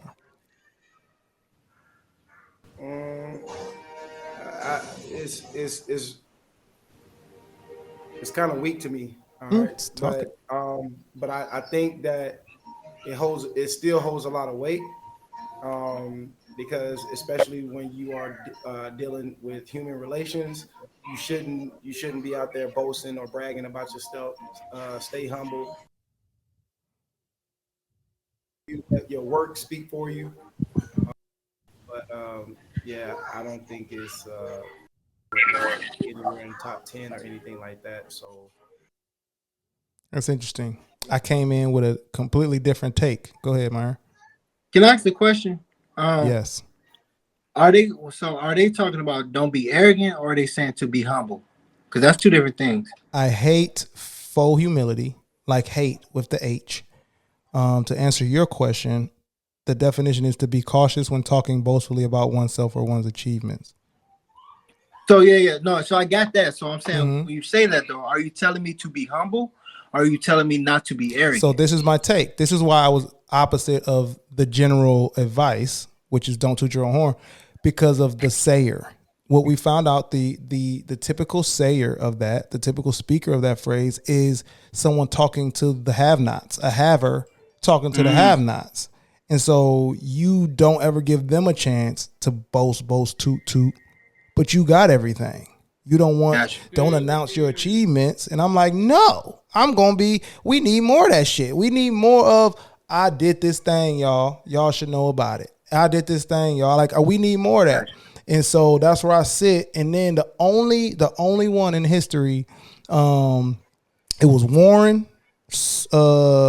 Adams, and Adams. So Sam Adams, the beer dude, his brother, that was a politician, and Warren, who was a politician, they wrote letters to one another for like years. And in one of the letters, dude was like something. Oh, let me get the exact quote. It's not like I don't have the notes right here. Let's go with this exact quote because it's kind of fire for me. And I'm like, you know what? Even though you're a white man saying this to others, I'm going to say it to myself. He said, I think modesty is highly overrated as a virtue. My motto is to toot your own horn, lest the same never be tooted. And I agree. Facts. I agree. Who gonna toot it if you don't? And I hate faux humility. Who gonna toot my horn? It's mine. Bro, I really believe when people tell you to be humble, they want you to be humble for them. Like I don't believe in being humble. I don't believe in that shit. Like, I think the essence of humility is to never think that the thing that is happening to you is no, let me rephrase deserving. that. No, I can't say that, finish that sentence and think that people shouldn't deserve what they have. I can't go there. But what I can say is that gratitude, you remain gracious in all that you have, even things that you have earned and deserve. You still should have gratitude for the fact that you have the ability to earn what you deserve. Maybe it's entitlement then. People. That's humility, and I think be humble. Like having a humble thought is like, man, I'm actually looking down on the thing that I have that is good. Like, be mad about things that you don't have, whatever. But like this good thing, don't ruin the good thing. Don't ruin the good thing for the sake of another thing. Fuck that. So, but when people say be humble, like your point, Myron, they be like, don't tell me that you're cool. Like, that's how I feel about it, and I hate that shit. Right, like if you tell me I'm good at something and I tell you I know, don't be mad because I do know. Like, the fuck? Mine do come with some different shit. Like, what I meant was, I'm talking about in that. But am I wrong though? Right? Hey, I'm this. I'm that. Yeah, you're wrong, Mar. Go ahead, Andre. No, but in the way you just said it, yeah, I agree with that. Go ahead. No, I'm with you. I'm saying exercise a level of a certain Yes. Saying I know. What you got be snatched from your ass. Yeah. Exactly. But saying I know, Myron, like saying I know, I think is on the line, brother. I think No. Bro. Give me 30 seconds. Hear me out. Why does me say I know? Why does that come off as me being arrogant? Because you just tell me something that I do know, right? But I feel like there's a level of duality that y'all are ignoring. I'm not ignoring it. My autistic brain. Hold on. Okay. Hold on. I can be grateful. I'm gonna mute myself, Myron. Hellacious in my gifts, but I don't have to I don't have to subscribe to your compliment especially if you give me information. I That's already where I know. think. That's where I think the lack of humility actually is, Myron. Not in the fact that you That's already exactly know. where the lack of humility is. It's not the fact that If you you're already looking know. for it, It's the not fact there. that It's you lacking. were like, I don't want to take a compliment. It's like lacks humility, bro. Bro. Yes, it does. I Because took hold the on. compliment. No, you didn't. No, you didn't. No, you did no, not if I- take the compliment no, at no, all. no, no, Did you say I thank took you? the- I know. No. That's No, not- you didn't say no. thank you at all. You said I know. No, I took the Yeah. compliment. I just didn't respond the way you wanted me No, to. bro. I'm trying to tell you, No, bro. Myron, no. This is why you're the villain, bro. This is why you're the villain, The dog. villain. This is why you're the villain because This you is have exactly to say why. thank you, bro. And every time I think this nigga's an anti-villain, he just takes like the anti out there and goes straight back to being villain. Every time I try to give him that anti on there, he just takes it right off, man. If somebody is giving you their perspective, Myron, there's no way you can be like, I know your perspective is this. You get what I'm I saying? just don't Like your perspective of yourself. If you're talking about you're being good, that's your perspective of yourself. Everybody's perspective is different. So if somebody gives you their perspective, that's them saying, hey, we have a common perspective on what you're doing. Because if a situation where you can put out something, be like, yeah, no, I don't like this. But somebody else be like, oh, that shit fire. Are you still gonna be like, I know? No, nigga, you ain't gonna be like, I know. You're gonna be like, oh, you know what? If it's not pertaining to common knowledge that I believe we both share, then I No, wouldn't. you being But good at something. But I got one question. I'm moving on after this All right, question. just one statement, then we can move on. Yes. Right? Nah, give me the root to reply to this nigga. I don't think so. If a person is expecting a thank you for giving a compliment, Oh my I feel like that gosh. compliment. Hear me out. I'm I feel like going that to. compliment was given. It was an ingenuine compliment. It But shouldn't you- matter We what my talking about response manners. was. We talking about simple ass Yeah, like manners. no, you, Hey, bro. you What- really good I at this. wasn't rude when Hey, I thanks, said I I know. appreciate it. I don't feel like I was rude when I said I know. Like it's something I know. Listen to You me want real to wrestle quick. or you just want to say thank you? Yeah, like Thank you. Okay, because your response, I know. My bad. Your response, I know. Look, we're gonna move on, and here I come. Your response, Mario, you run a 4-3, right? yes. Mario, Not you run a used to. 4-3. I used to. You used to run a 4-3. I said, damn, dude, you just ran a 4-3. What you gonna say? One, apples to oranges. No, ain't no one. Because that's a You fact. ran a 4-3. Either I did or I did You just ran not. a- Damn, dog, you just ran a 4-3. What you gonna say? Yes. But you know what the crazy thing about it is that it's like it's not a yes. It's not an I know question. That's what I was trying to tell you. but it's I would not say every yes. time. It's not. I don't want to say Mario is fast. I think it's like somebody saying, "Damn, Mario, you fast." Thank you. Or That as would be opposed to a saying, better "Damn, Mario, question. You ran a 4-3 damn, is like a Mario, historical He's not moment. going to run a 4-3 every time. Yeah, so I'll He's answer not going to run a yes. 4-3 every time. Yeah, You right, 20. You right. Damn, Mario, you fast. Now how you gonna respond? appreciate it. Appreciate it. It's very simple, bro. You did not stump me. You did not hit me with a riddle. You did not hit me with a riddle, bro. Mario, bro. He thought I was about to be like. compliment. He thought I was about to They are say, faster people than Mario. He thought I was about to be like, oh shit, you got me. Yeah, he did. He thought Yeah, I was you're like, right. nigga. Yeah, I fast. knew what direction I was gonna go in, but you proved my point because I didn't give you a compliment. All I did was state an observation and make a statement on a okay, fact. bro, and that you lack So you humility to could've said, I receive it. know. So what's the difference? Hey, okay. Hopefully the next phrase pertains to you, man, because I'm moving on. Y'all keep talking while I scroll.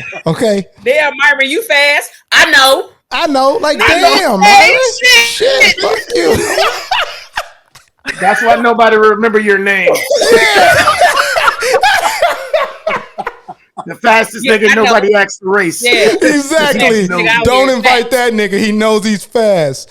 Number 5, one of my favorites that I feel strongly about. Money can't buy happiness because, okay, anyways, that was Fave. Fave was on that episode. Wealth and material goods will not bring long-term happiness was the Webster's definition. That came out very strong with a solid A with some good individual grades. Oh, I'm gonna take this one, team. I think that is solid at number 5. Here's the thing: it's a trick one for me. It's very popular. It's very strong. I think, but my feeling on it is it needs to be talked about. That's why it should be in the top 5. I don't agree with it. I agree with the nuance of like how do you determine happiness, but I think that you can attribute money's job, which is to buy things. I think you can buy happiness. You just got to have a lot of money to have buy it all the time. That's how I feel. That's why I think 5 is good, a good spot. And I think that it might win. Because people be lying It's and up there. say, hey, no, it can't. It can't. And they'd be right. They be right. But they be lying about how they really feel. It depends. It depends on who you're talking to. But a lot of black people, like their relationship with money is, if you're not even talking about black people, if you're just talking about, just say you're talking about anybody and they don't have a good relationship with money, that's their way of saying, yeah, you're right. Like money can't buy happiness because I got other things. I didn't know where you was going, Dre. If you're talking to somebody who got money, bro, I didn't know you was gonna call folks broke, bro, on the show. I didn't know you was gonna call folks. You went the Drake route, and I appreciate that because I have feelings about that, and I'm gonna bring Tiff back in. I be listening to the minister, bro. He be talking about relationship with money. So like he be saying like that exact quote, and he's just like, no, like there is happiness with money. You just gotta have a better relationship with money to be able to use that quote. Are you saying broke I think people? that's what I said in the show. Yeah. No, so my mother had a take on your perspective, 20, and I'll tell you. and she said, Mario, you be letting your mama listen to these, and I be out here cussing like a damn sailor. Not me getting caught that way. Not me getting caught that way. She love all y'all, and we be exchanging expletives now and then. Not towards one another. I would never. But no, she was like 20. Don't care for that phrase at all. You weren't as elegant as Dre just was. I'll put it that way. You weren't as elegant as Dre was about explaining it. Now, I think I want to hear you talk about it because I want to. How do you? Oh no, Dre. Go ahead. Hold on. Hold on, 20. Go ahead, Fave. Because To Dre's point, well, I don't even know if this was his point, but on the show, we were talking about millionaires that's not happy and motherfuckers be killing themselves. It's not about the money. You know what I'm saying? You can have all the money in the world and still be ready to end it all. You know what I'm saying? But coming from where I came from, yeah, that shit can buy you a little bit of happiness. I'm saying if your bank account cute, that's what I like to call it when everything's set up and your shit's in order. When your bank account is cute, yeah, there's a certain level of happiness that comes with that. Versus when your pocket's inside out and your stomach touching, ain't shit happy about that. Ain't nothing happy about that, Tiff. Ain't nothing happy about that. Ain't shit happy about that. I'm hungry. I would like to eat. I need money. Yo, and 20, if I may, and I'm gonna go ahead, brother. Please don't get me riled up because we still got 4 more. If I may, don't get me riled up. The thing with the 20 was coming from that I relate to because we were in the same place, like literally in the same vicinity. When this phrase might have the essence of this phrase might have completely been the opposite of us for the rest of our lives. Like that was the moment it was opposite for the rest of our lives because like Fave just said, when you be like, all right, I'm gonna do these Cool Ranches for dinner today. Yeah. I'm gonna do these Cool Ranches for dinner today because we gonna get that. We gonna do that Taco Bell. We gonna say that for Saturday. We gonna go. We gonna say. Yeah, we're gonna say for that Monday Sunday cheeseburger hamburger deal. We're gonna have to say this for that Monday Sunday cheeseburger hamburger deal. There's a certain level of happiness. There's a certain level of happiness that come with going to the grocery store and swiping your car and no one forgot damn show that it ain't gonna decline. You feel me? If you've been on the other end of that where you had to check your balance before you swiped and you was nervous, like this shit probably ain't gonna go through. I got overdraft. Mario, you fast. That's when Mario, you fast matter. Cause I'm out of here. If this thing don't swipe, I'm out of here. So that one. I think the way this conversation even goes, I think that's one where people it might end up winning. Just because I still want to hear you, Chris. I want to hear your perspective on it. I got you, Dre. I got you. Go ahead. I got you, Dre. I got you. Don't worry. I got you. Yeah. I promise you, my brother. I'm gonna definitely give you mine because Lord knows. At first, I was I believed in it, bro. I believed in that money can't buy you happiness, all that other stuff. But And then you got some now as a money. grown man paying for shit. Then I got Now as a some grown man paying for shit, bro, dog. we gonna have a different conversation about that. You feel me? Because I tell people all this today. Going to Disney World is totally different when you paying for that goddamn trip to go to Disney World. Totally different. Totally different. You got all the magic when somebody pay for you see all the magic. Then you got goddamn see fairies, goddamn all the animation, the goddamn the characters come to life. But when you paying for it, you be like, man, these didn't even watch these costumes. They need to repaint this ride. These goddamn hot dogs is hard. This goddamn, you know what I'm saying? The turkey leg, they just overcooking this turkey leg. I done paid $27 for the turkey leg. They overcooked. You know what I'm saying? So it's totally different, dog. It's totally different when you front that bill as opposed to, you know what I'm saying? Like, yeah, if you ain't paying for a lot of shit, bro, yeah, you can find happiness in what you're doing. But once you start to front them bills and stuff like that, yeah, that shit. Totally Yeah, that's what I be different. like, is this something come in Amazon, or I pay off something, or direct deposit come in, and then I look up and I say, is this feeling I have happiness? What's going on inside? Is this happiness? Exactly, bro. Is this happiness? As opposed to 2 days ago when that thing was looking bare. Not Everything was a problem. not like God, close the door to Everything's a nobody. I problem, live by bro. myself. Close the door. Unhappy as hell. Yeah, right. There we go. Exactly. Now, this is a connector, number 4. I'm gonna send this to 20. Number 4, ignorance is bliss. Our friends at ICW, Inner City Weightlifting, were on that episode. The Webster's definition is, if one is unaware of unpleasant fact or situation, one cannot be troubled by it. That came in with the A, so they were in our A group. We actually had no A pluses, so these are all A's. And this one just had a B in it, a B plus, but it had all A's in the rest of the grades. So 20, number 4, ignorance is bliss. Where you at, man? I think this is overall my favorite one, bro. Like I love it because I feel like, you know, it takes away that pass, but it also gives you that pass. You know what I mean? Like it helps you have compassion, because when you realize it, it's like, okay, you not knowing, I'll give you that. What you say, the benefit of the doubt? One of the worst ones ever. I give you that benefit of the doubt, dog. When you're not benefit knowing. of belief. It's when misnamed. When you know, bro, when you know, you get no pass, no, you know what I'm saying? It's cemented. You get what I'm saying? So it's like you can't go back. You can't pretend like you don't know something. So that's why it's one of my favorites, because it's like a situation where, yeah, you can go through life not knowing something and it not bother you at all. But once the second that you find out, or the second that it hits you, or the second that you're aware of it, bro, it's like you can't unsee it. You can't unhear it. You can't unknow it.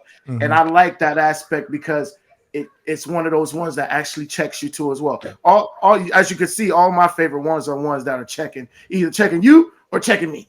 Those are my favorite ones, bro. Those are my favorite ones. And this is by far my favorite, because it's definitely checking like, nah, bro, you can't act like you don't know that. You can't act like you don't know now, because you're aware of it now. So I got to start treating you different, or we got to get real active, because you know what I'm saying? Like it's not something like. And that's where eye for an eye kick in for this nigga. That's why I still got that love for eye for an eye. Maybe not on that level of what it was Old Testament wise, but on some new. Yeah, you got to get a little piece of this action, because you can't act like you don't know.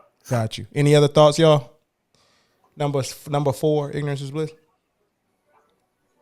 Let's go. I might have to vote for that one, man. All right. Hey, y'all are welcome to vote. It's not anonymous neither. Y'all can, if you have a favorite. I think we'll see. We might do a giveaway, and we might have the Expression Appraisal Team. We might do a giveaway. We might match. Whatever. Number 3. We're going to toss this one to Myron. Number 3, Faking the Funk. Black, the creator, coach, facilitator, Black, out of Boston, one of the homies. They were on the show. Faking the Funk's definition: to pretend to be cooler or more knowledgeable than one actually is. That came in with an A, simply for the culture. All right. Where you at with it, Myron? Number 3, Faking the Funk. I mean, I like the phrase. I pretty much made it through high school like that. So that's I mean, I'm completely honest, Hey, man. You know? 2 of us went to high school with you, nigga. I'm about to say, nigga. So y'all know. Y'all know. Hey, Niggas is like, this nigga is making that up. We knew who you was, bro. Well, y'all know. We liked you. Well, that's y'all all. knew. But what I'm saying No, I is, feel you. I ain't gonna take away your experience. That's funny. Open your eyes. Hey, both of y'all said when he Y'all said think my I great didn't do high Conway, school, man. both of y'all was like, y'all even look towards his box. Y'all even look towards his box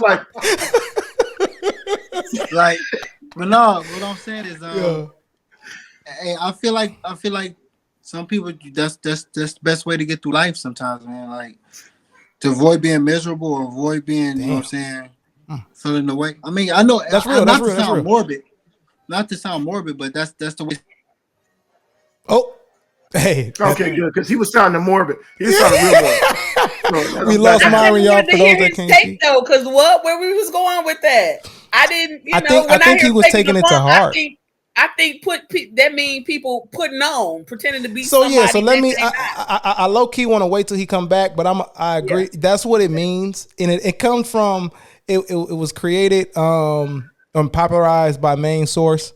The song in '92. Obviously, the essence of it was before that with funk, meaning in Central Africa, meaning the odor from working hard, the odor from a job well done.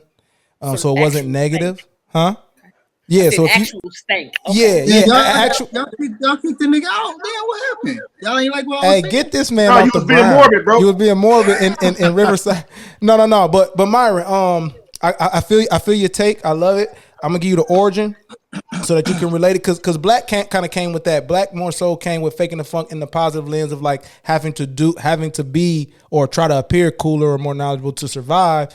It comes from Main Source 1992 song "Faking the Funk" from the White Man Can't Jump soundtrack, because New York rappers was not feeling Cali gangster rappers not being able to freestyle on command and changing the game and ruining the ethics of hip hop. So that's where it came from. But the term funk being a term of like authenticity or sincerity, whatever, comes from Central Africa, where like the odor that comes from a job well done, hard work, doing what you're meant to do, is had a word, Lufiki. Yeah. And it was the funk. So it's not to stink, but a funk is to do the smell from the sweat of a job well done. And so it was honorable to be called Lufiki or to have Lufiki, but it is an actual smell. White people made it negative. White people turned into a negative connotation. And I'm not saying that to be racist for my lack of diversity listeners and viewers. I'm just stating the fact that the negative connotation came from white culture. And Central Africa's mainly said artistry. Funk is the odor especially comes from artistry. So that's why it's directly connected to music. So I feel you on faking that feeling to survive, but it's generally negative to fake the funk.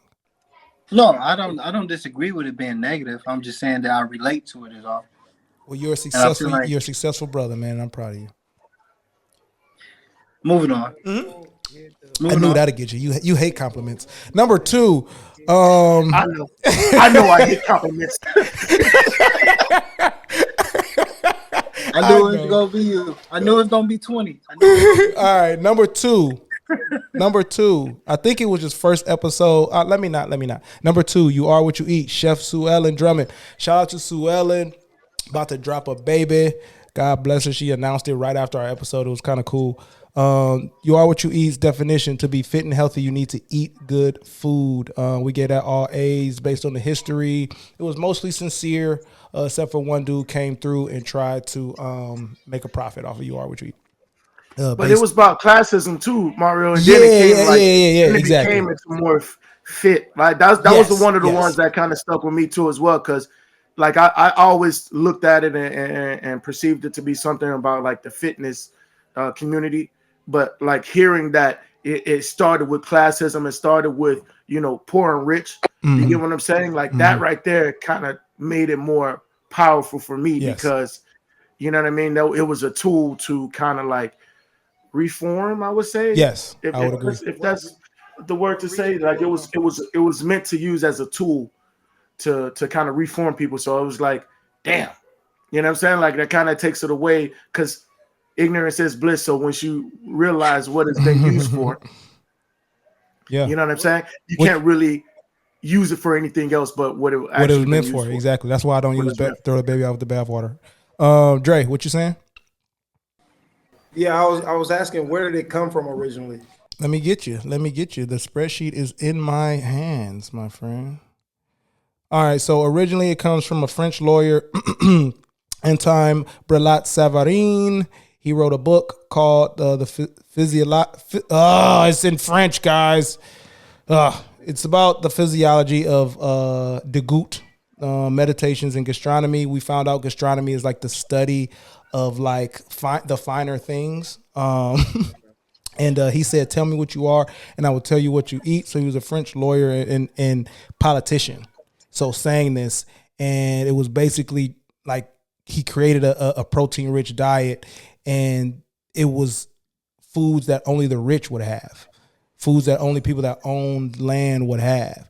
So he's saying this is, and if you eat well, you are well. So these are the things that people that are well eat, and if you're not eating that, you won't be well. And so he wrote the first book on gastronomy, like food snobbing. He created that, and it was political and classist.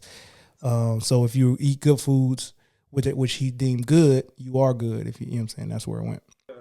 That could be stretched to a lot of different things. I know. What you say, Drake? I said that saying can be stretched a few different ways. I know in Asia, the more people higher up would eat black rice. So if you was poor, you was not allowed to eat black rice because black rice is richer. It's all natural, and it was only for the rich people. So, right. You know, so exactly what you were saying. But just even if you flip that, because when I talk to, you know, my athletes and I talk about, you know, you are what you eat, same deal. Who are you hanging around? What environment are you around? Whatever it's not just what you're consuming, but like, what are you watching? Like the people, you're mentally consuming different things and you end up being that. I hate when, you know, when people say, hey, I hang out with this certain person. I know they do this and that, but I don't do it. You hate that? Like it, in a way that could be, but you consume so much of it if you hanging around that all the time that you're going to end up subconsciously. I'm no villain, and I love Myron. I've been around Myron my whole life. No, I get you. So that's where it's funny. I'm glad you mentioned that. You listen back. Dre was not on the episode, but the next iteration of that. Once Savarin did his thing, and again he was widely popular, widely powerful. Then it moved into spirituality. So it did become a metaphor. It was actually that's a lie, and I'm not gonna go back, but I do remember it was. It was specific, but also used as a metaphor, like eat these good foods so you can be spiritually good, not just like societal good. So then it was like your spiritual nourishment is dependent on your physical eating. Like some priest came and said that, and then it iterated into like, and so we got into that conversation of like social media and how we take all that in. But that also connects with tell me who you're with and I'll tell you who you are. And we got into that, and it was just some diverging thoughts, man, because. You know, 20 said, and he's here to speak for himself, but hopefully he doesn't because the clock's ticking. 20 said that he keeps a diverse group of friends, and it's that diversity that makes kinship for him. That, you know what I'm saying? It's what bonds that is that we're so different. And maybe the thing that we are to get that represents us all is maybe like forward thinking or blah, blah, blah, compassionate or whatever. But like, we're all very different. Like, and I'm kind of like that. I don't know. It reminds me of a birds of a feather flock together, but almost not. I don't know. It's an interesting conversation that we can keep having. You are the sum of the 5 people that you hang out with the most. Now the sum I'm with, because that's fragments, right? That's like not everything. I'm not everything my one friend is. I'm a sum of all of them, which I could see because there's got to be connecting pieces. So I'm with that. And if I'm with 1, 2, 3, 4, 5. Our sum is a great fucking episode. So number 1, whoo, that was, hey y'all, hold on. I never applaud myself, ever. I'm the first one. Thank you. That was a great segue. All right. The number 1 phrase from season 2, I think rightfully so. Everyone's going to get a pin on this. Number 1, Mother Nature. Mamas was on the episode. 20's mama. My mama were on the episode talking Mother Nature. The definition, nature personified as a woman, considered as the source and guiding force of creation. We got into it and how that started. Came from Greek mythology to the Latin world, to the Aztecas, to the indigenous people, obviously biblical. It was amazing to hear our mom's takes on it. I don't know where Dre went. He must not rock with this phrase at all. At all. He's more of a father time kind of guy. Yes. So it's number 1. All right, we're going to go around. How everybody feeling about Mother Nature being the number 1? I'm going to just let you jump in where you. I don't know. I mean, I don't want to sound like no hater. Like I'm hating on Mother Nature. It was a couple that could have been. There were a couple of them that could have been the number 1 spot. Which ones? Not bad. Money Can't Buy Love, and which is another one. Right. And wait, what was the last one you said? Tell me. You Are What You Eat. Are What You Eat. Yeah, that could have easily been number 1. Yeah. That one might rise because it got a lot of cultures attached to it. It got the fitness world. It got food world. It got spiritual world. Yep. Welcome back, Dre. Appreciate you. We just talking about Mother Nature being number 1 in our thoughts. What's your thoughts, Myron? I'm biased. Well, part of it, I'm biased. I agree with it being number 1 because I love me some Vicky. So shout out to her. But also, I believe God is a black woman, so that makes sense to me. So, Mother Nature, God being a black woman, you know what I'm saying? So I'm good with it being number 1. That's how he gets in and out of the villain category. He's gonna throw That's exactly how he's gonna throw one quotable. That's why I threw my hands up, bro, because I'm like, now he's answering. Like, look at him, bro. That look quotable, at this guy, that's gonna get him those comments that he got last time. Worked. Give Myron a show. He's not such a bad nigga. He's not. Give him his own show. He should be. That's what. Yeah. Dre, where you? I hope those new 2022 activists get in his ass. What do you mean by woman? Why do you have to treat as a woman? I hope they get his ass for trying to get that fucking. I hope they get his ass. Yeah, he trying to throw that point in. How do you have to colonize him as a woman, huh? It just can't be a being, huh? Like I hope they get in your ass for that. Funny. Huh? That voice 20 was doing? That was funny. Yeah, that's how they beat him. That's how they beat him. Hilarious. You can't even say what gender? What's gender? What is that? You know what I'm saying? You can't even say that no more, man. So I hope they get in your ass, Mark. They gonna love him for it. Dre, where you at with Mother Nature being number 1? Mother Nature, that's it. I didn't hear the whole That's thing, his take. That's his so I'm take. like, That's the take. Wow. Is it just Mother Nature? Wow. Huh? Or just Mother Nature? That's it. I mean, I'm all for everything that's natural, man. So like, didn't even go the mother route. The nature route was stuck with. So my but you know what? Is bliss right now. Yes, it is. So word. But you know what it is with that one? I feel like once, because we felt that same way. Like when you said Mother Nature, when you first told me about it on the show, because I don't get the notes. But when you first told me about it, I was like, "That's it." I apologize. I don't read the notes. Thank you. When he first said, I was like, "Damn, that's it." But when we started to dissect it and kind of like get in the origin and kind of like get more of just those two words, get more of a meaning to just those two words, it became it definitely blossomed into something that was really good. You know what I mean? Like it blossomed into something that you can kind of really get behind. I would say this though. I feel like if Mother Nature is like more on the positive, then Baby Mama is more on the different like the abstract. You get what I'm saying? Because it's similar. Both of them are similar, but just the way you perceive it is different. And I think that's why Baby Mama gets more of a lower grade than Mother Nature, because it's pretty much saying the same thing. They're cousins, but it's like, you know, you're looking at Baby Mama more negative than you're looking at something by saying Mother Nature, because of obviously the nature, the nurture part of it. You know what I mean? Like when you hear Baby Mama, you don't hear anything nurturing for some reason. I think what the main concept that we're saying is, you know, Mother Nature is from, you know, mother to child, and Baby Mama is from, you know, woman to man. You know what I'm saying? Like the relationship between the father and the mother is different from the relationship from a mother and a child. And if you kind of understands that, then you kind of understand how Mother Nature will be a little bit more powerful, because that relationship from a mother and a child is probably the most powerful thing on this earth. Oh man.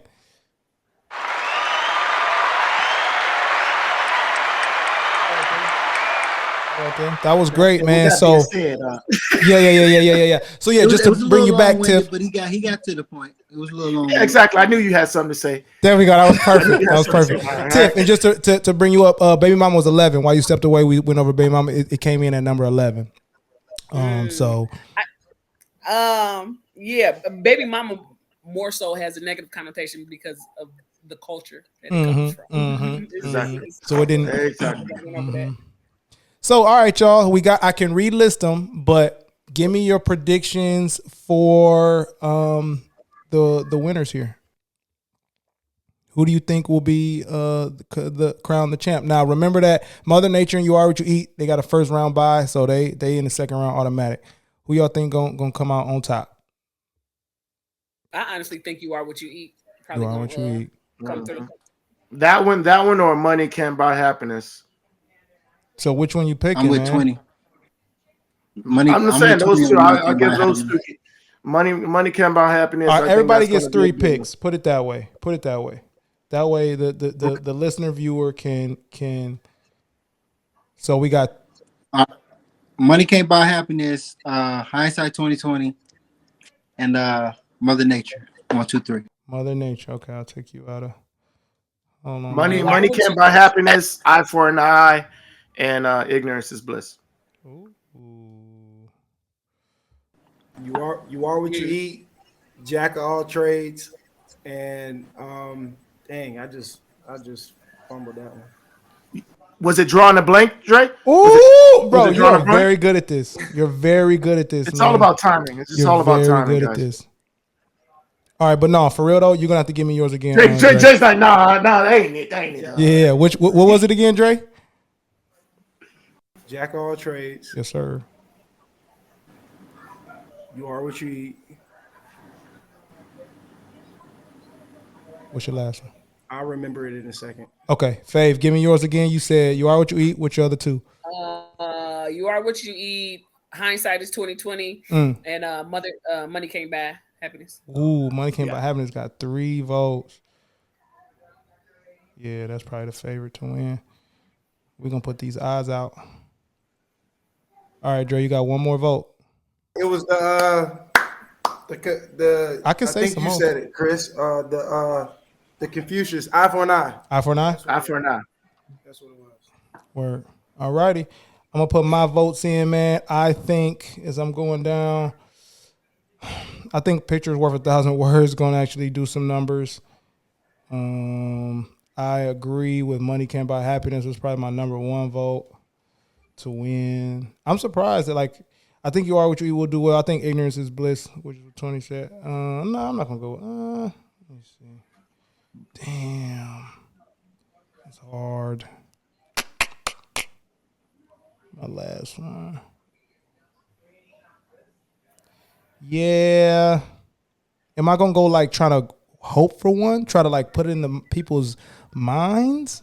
Or Man, you got 3. I ain't picked 3 yet. I know, that's what I'm saying. You got to pick the 3rd one. Oh, okay. Over here talking so you can read it and go through it. We ain't getting no chance to read nothing. You didn't. Pick one. I said I'm actually gonna go kill him with kindness. I'm gonna push that. I'm gonna personally push that bracket buster. All right, y'all. I appreciate y'all, man.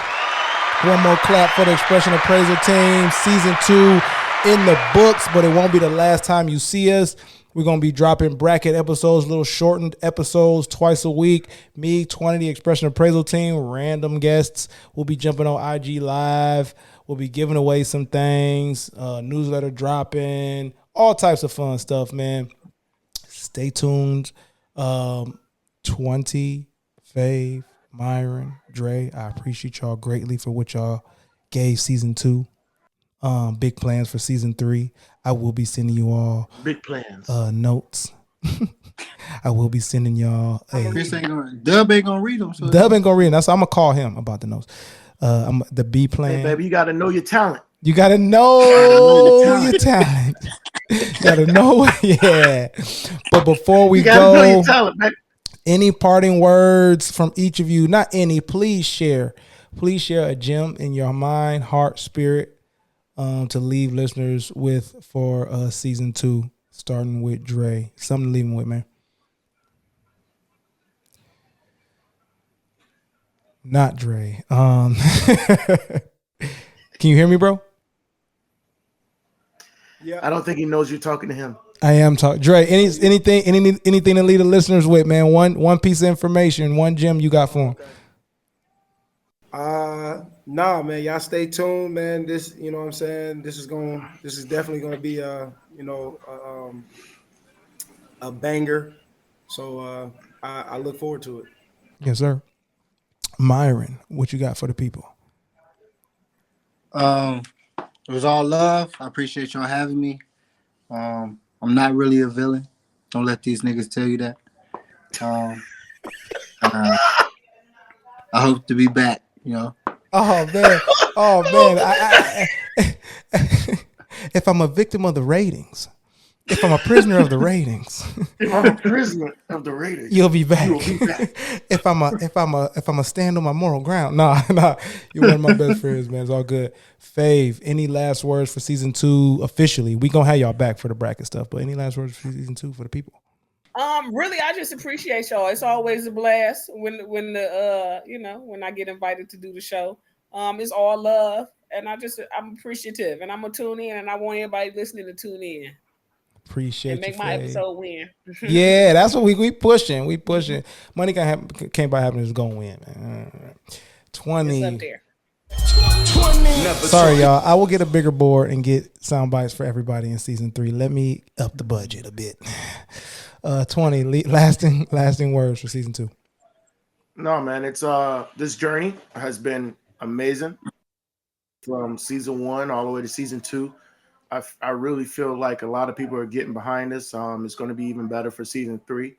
We're finally getting people out of their norm and talking out of their norm and getting people to actually look into the things that they're saying and not just say them. So that's one of the things that we started off doing, and I feel like a lot of people, and not just the people that are listening to it, but us as hosts too as well. I feel like I can see the growth on how we just used to throw things out to that, as opposed to now how we're thinking about it, and we're making sure that we're giving that perspective and we're giving that different clarity for everybody to enjoy and just go along.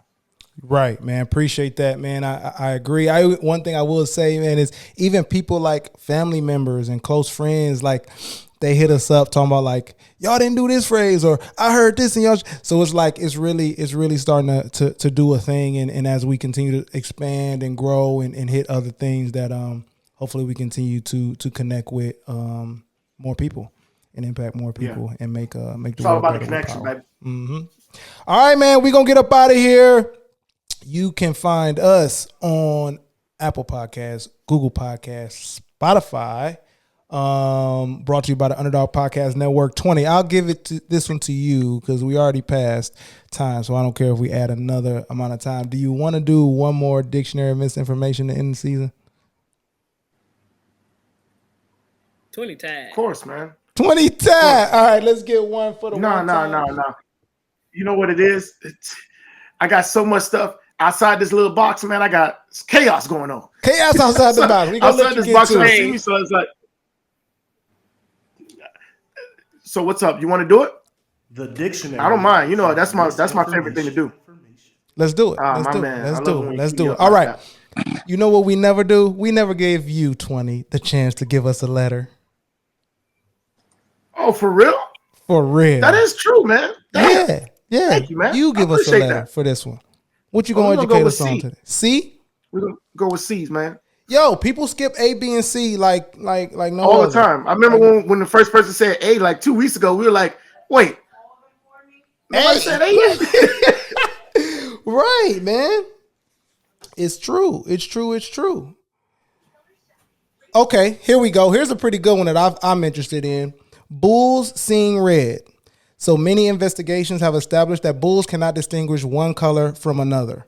The brightness of a flag or an object has bearing, true, and if the flag or object is in motion, a bull is even more likely to take note. But the color is immaterial. It does not matter that the flag or that the cape or that the toro is red. That's a lie. Wow. Bulls can't even distinguish color. You know, that's a saying, though. That I feel like that's a saying. It is seeing red. I'm seeing red. It's a saying, and it's false now. We might investigate that in season 3, y'all. Also, Butter Me Up is one that 20 has been put on my mind since halfway through season 1 that I just keep kicking the can down the road. Dude, I've been dying just because of the origin itself. I've been dying to do that one because that was something weird. to do with literal butter. See, it's literally butter. So look, I'll wait season 3. Season 3 will have established ourselves in case it gets a little bit out of hand because it is about physical touch. So yeah, we'll get there. But I appreciate y'all always. Oh yeah. Yes, I appreciate you for coming back to that because I've been pushing for now since season 1. We gonna get it. I'll be trying to listen, but then I jump with something. Yeah. 100. Love y'all, man. We will see y'all next season. All right, y'all. I appreciate it. Yeah, like.